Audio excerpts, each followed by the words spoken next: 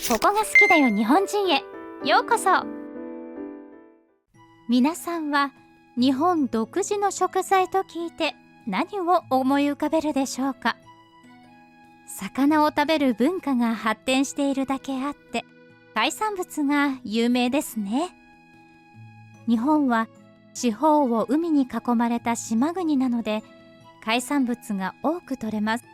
そんな日本の海産物の中でもある食べ物は海外の人に大きな驚きを与えます。その食べ物とは一体どういったものなのでしょうか。こんにちは。私はケイリー。ルイジアナ州モンロー出身の29歳よ。アメリカの有名な食べ物をあげるとき、ハンバーガーやピザ、ベーグル、コーラといった大都市で愛されているものを思い出す人が多いと思うわ。でも、アメリカにも郷土料理があるのよ。歴史の浅い世界最先端の国に郷土料理があるのは意外でしょう？私が住んでいるルイジアナ州はケイジャン料理という伝統的な料理で有名だわ。ケイジャンというのはアメリカに入植してきたフランス系の人のことを指すの。彼らが発展させてきた庶民的な料理が先ほどのケイジャン料理。安く手に入る玉ねぎとピーマンとセロリを炒めたものを料理のベースとするわ。この3つの食材は聖なる三位一体と呼ばれているの。クリスチャンである彼らの文化の特徴が垣間見えるわね。また彼らはアメリカではあまり見ない主食を食べるの。それは米。スパイスを効かせた炊き込みご飯であるジャンバラヤは有名ね。海鮮料理もよく食べるわ。エビやカニ、カキはケイジャン料理に欠かせないタンパク質なの。さらに昔、自給自足生活を行っていた名残で、ザリガニやアリゲーター、カエルを食べることもあるのよ。カエルは捕まえるためのトングが売られるぐらいポピュラーな食材だわ。フランス料理でもザリガニはエクルビスといって愛されている食材だし、カエルも白ワインのおつまみに食べられることが多いの。フランス系ならではの多彩な食文化を受け継いでいるのね。他にもアメリカ南部にはローカルな料理がたくさんあるの。ソウルフードって聞いたことない？このソウルフードはアメリカに連行された黒人が生み出した食文化なの。貧しい中でもしっかり栄養をとるための知恵が詰まっているわ。捨てられることが多い家畜の足や内臓を活用した料理や、容易に手に入った根菜の葉の部分を使った料理が中心ね。アメリカの料理として有名なフライドチキンもこのソウルフードが起源。昔、鶏の手羽はナイフとフォークを使って食べることが難しいということで利用されていなかったわ。そんな手羽をラードで揚げるのが伝統的な調理法よ。ラードは捨てられることが多い部位だから、それを有効活用していたの。高温の油で揚げることで鮮度が落ちた肉でも安心して食べられるわ。そんなソウルフードは油で揚げるという調理法をしばしばとるから、高カロリーで健康に悪い食べ物として話題に上がるわ。でも肉体労働を強いられていた当時の黒人労働者にとって高カロリーな食べ物は命綱と言える存在だったのよ。アメリカ南部には他にも有名なものがあるわね。それはウイスキー。テネシー州ではウイスキーの製造が盛んなの。南部で盛んに栽培されているトウモロコシを使うのがアメリカ流。トウモロコシを主とする素材を発酵させた後、蒸留して樽で熟成させるのよ。この製法は同じアメリカのバーボンウイスキーと変わらないのだけど、製造者たちは製造地に愛着を持っているからテネシーウイスキーという名前で売り出しているわ。有名な銘柄だとジャック・ダニエルなんかがあるわね。コーラで割ると美味しいのよ。このようにアメリカ南部には北部の先進的な雰囲気とは違った趣があるの。ぜひとも観光に来てほしいわね。そんな私が日本に旅行することになったのは1年前。もともと郷土愛が強い気質だったから国外に出たことがなかったの。でも近くに寿司のレストランができてから日本に興味を持ち始めたわ。初めて寿司を食べた時に生の海産物の美味しさを思い知らされたの。その時本場である日本の海産物を食べてみたいと思ったわ。それに日本人はケイジャンと同じく米をよく食べるそうじゃない。そういった食文化を味わいたくて日本に旅行することにしたわ。関西国際空港を降りて向かった先は神戸。神戸は古くから港町として栄えていたそうだわ。三宮で降りて私がまず向かったのは北野にある異人館よ。日本が西洋の文化を取り入れる時に移ってきた外国人が住んでいた場所だったそうよ。風見鶏がついた家がおしゃれだったわね。その後元町に行ったわ。元町には南京町というチャイナタウンがあるのよ。日本にいながら中国の食文化が味わえるのよ。そこで食べ歩きを楽しんだわ。行列ができるほど人気の店で肉まんじゅうを食べたり、屋台で北京ダックを食べたりしたわね。その後港に向かったの。ポートタワーという赤いおしゃれな塔に登ると大海原を一望できたわ。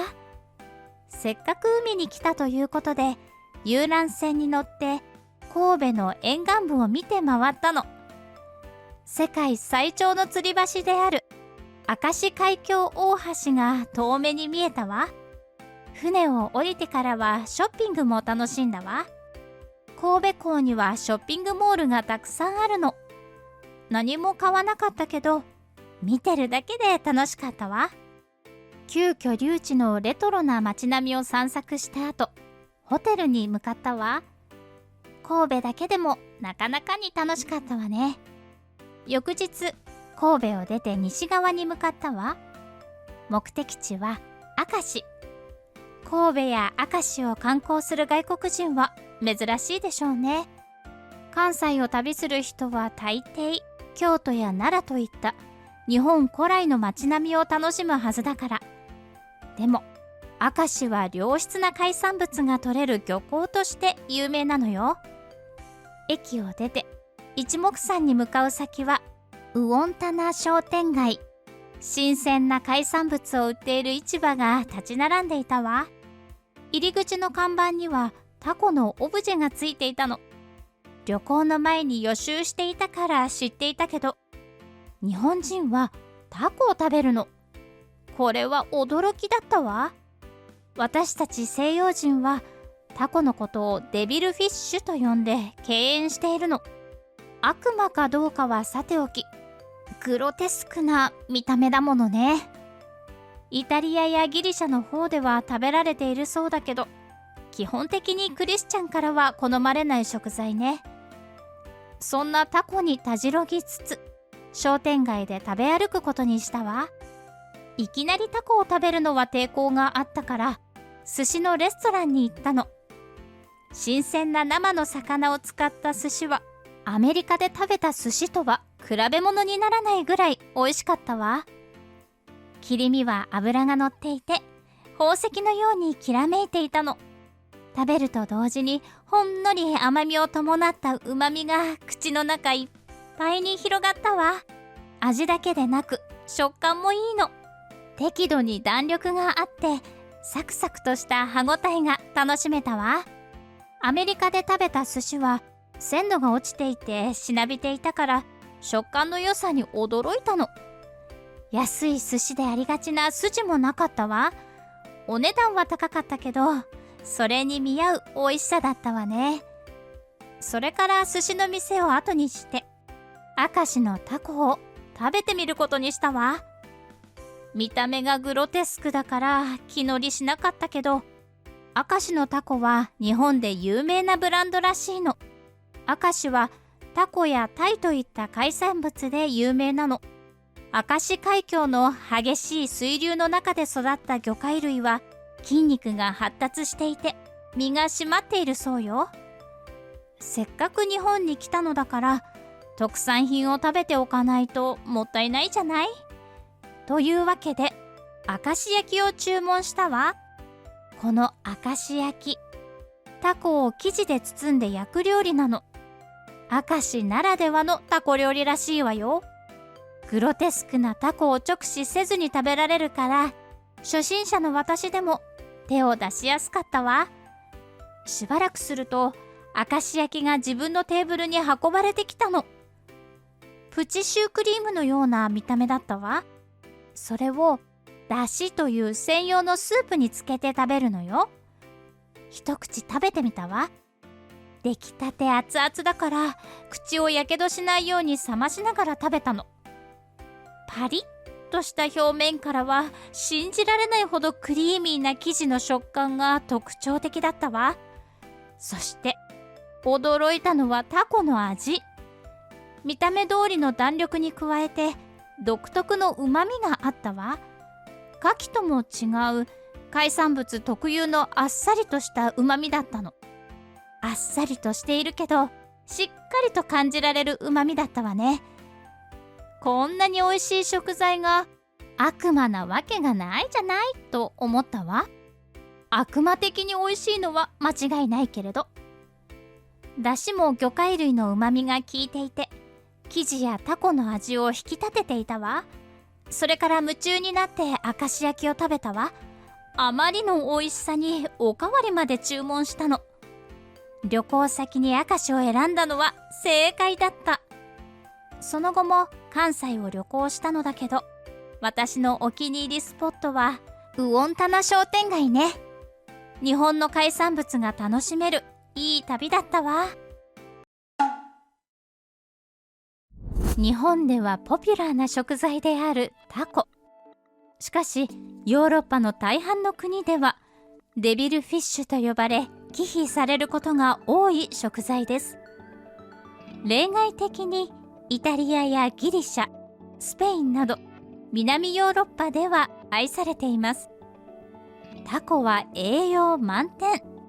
アミノ酸の一種であるタウリンや鉄、亜鉛などのミネラル、ビタミンを豊富に含んだ食材です。特にタウリンは体内でさまざまな働きを担うスーパー栄養素。肝臓での胆汁の製造量を増やすことで肝機能を高めたり、交感神経を抑制して血圧を下げたりする働きを持ちます。他にもタウリンは体内のミトコンドリアを増やす働きを持つので疲労回復効果もあるのです。タウリンが豊富な食材を食べると元気になると言われるのはこのためです。そんなタコを使った料理はバラエティ豊かです。日本では丸いくぼみのついた金属板の上でタコを生地で包むようにして焼いたたこ焼きや明石焼きという料理がポピュラーです。明石では熱伝導率の高い銅板を用いて焼くのが主流なんだそう。ギリシャでは干して水分が少し残った状態のタコを炭火焼きにして食べるそうです。ギリシャの地酒ウーゾによく合うんだとか。また特徴的な見た目から芸術の題材にもなってきました。日本の版画や紀元前1500年のギリシャの壺にはタコのモチーフが描かれています。タコを食べないヨーロッパの国々でも恐ろしい怪物として描かれることがあったそうです。最後までご視聴いただきましてありがとうございました。視聴者の皆様のご意見ご感想をコメント欄までお寄せください。もしよろしければ高評価やシェアしていただけると嬉しいです。それではまた次回の動画をお楽しみに。